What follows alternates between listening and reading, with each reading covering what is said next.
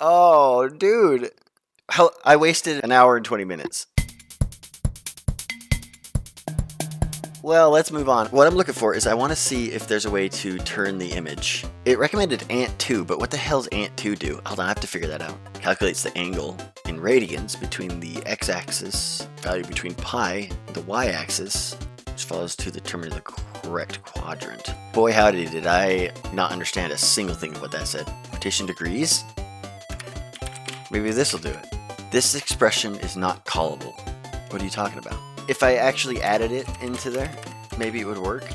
Yeah, if you add the function, it might actually... Oh! Oh no, why did it do that? Why did it completely disassemble my entire thing? What? That's not working the way that I'd hoped. Okay, there's the angle of 0. Angle of 1. Wow, one whole angle. Oh, what? Okay, that worked. It just does not like the corners. You know what, we're gonna have to do it simple of actually making the images go up, down, left, right.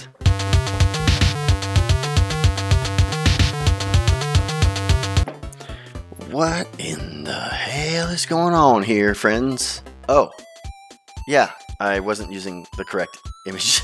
Oh, everyth's named wrong. It was user error, as usual. We're gonna have to make it so that the ant stops following. Ant.asset.stop follow, set unfollow. Okay, and now it should be okay. Except for I set it to 50 pixels because I was testing stuff. So I just want it to be 5 pixels. And now we should be good to go. I think. No? I guess not. I am getting stuck on this so hard.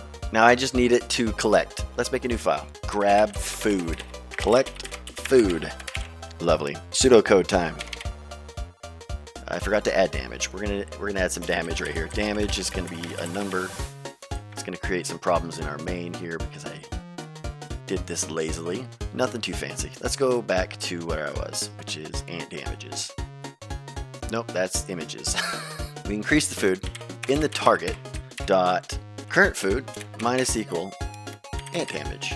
There's some bugs here I can already see happening. We just need to check if, say, like the grass has like 5 food left and his damage is 10. We only want him to collect 5. We'll say collected. It's going to be equal to 0. Current food, we're going to minus the collected. All right, we've collected the food. We've removed it from the food. Now we need to check if the food is empty. We're going to make another function called destroy food. So when we destroy the food, we're going to go through all the ants. Oh, this is why I wanted a map, but this is okay because we're just going to do it the lazy way. All ants dot for each.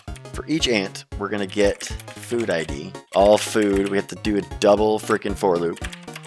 That's going to bug the shit out of me, man. Wait, do I have to do that? We just have to go through each ant. Now I got to figure out how to destroy a sprite. Sprites dot destroy the sprite. Okay. This is probably a bad idea, but what if I don't make it a constant? And then we'll just keep resetting it. This is probably going to blow up the whole game. We will optimize later. I just don't have the tools I need. I don't have a map and it pisses me off. All food cannot find names of all food. Well, that's true because I didn't do that. And we're going to push a new object called createFood. So we'll set the current ID. We'll make a new asset. And what we're going to do here from now is we're going to add this food to all food.push. Or no, sorry, we just need to return the food. So this is just a factory. What if we just have it constantly saying what text it is? Yeah, this is a looping interval, so I guess I could do it once. But I need it to update, so we do need to handle food. Okay, so technically speaking, it should just... Oh, good. It's huge. Why is it so big? We're going to just make it less huge, okay? 30. This should be going down. And it's not. Well, I called it grab food and then I named the function different. Rename. And we will collect food. Save. Oh, it started collecting food before he was close. That's fair. It's gonna go right here. If it's touching food, we're gonna unfollow and we're gonna leave. Refresh, please. No, it's still doing it. Well, first we have to actually call the function. So now it won't do it until he's touching it. Oh, 2, 3, okay. Lovely. And hopefully he's also increasing. Ant.asset.say text. So now he should say what he's collecting. What happens when he gets full? I don't know what full is. That should not be spawning there because it's not taking anything in. What's food? Oh, okay. What if I give it a food? Create food. The food state is missing the following properties from ant state. What do you mean? Well, yeah. Okay, sorry, you're right. It's creating 2 sets of food. That's real cool. There we go. And so I forgot to check how much food he has. Yeesh. My brain just broke. That's as much as he can collect. So we need a function to deliver food. We'll just call it deliver food. Deterministic programming. This does not have to be the way it is. At all.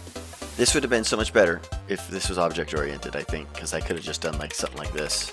But it's too late. If for somehow he gets to the end of all this, then he can start collecting food. Set unfollow. If that target is possibly null. No, it's not. It's impossible because it'll set the target right there, you dingbat. It's not full. What's happening? Well, you know what they say. maxHolding. 0 out of 10. Okay, that's fantastic. I'm going home. Okay, so it's not getting stopped there. Moving to food. Collecting food.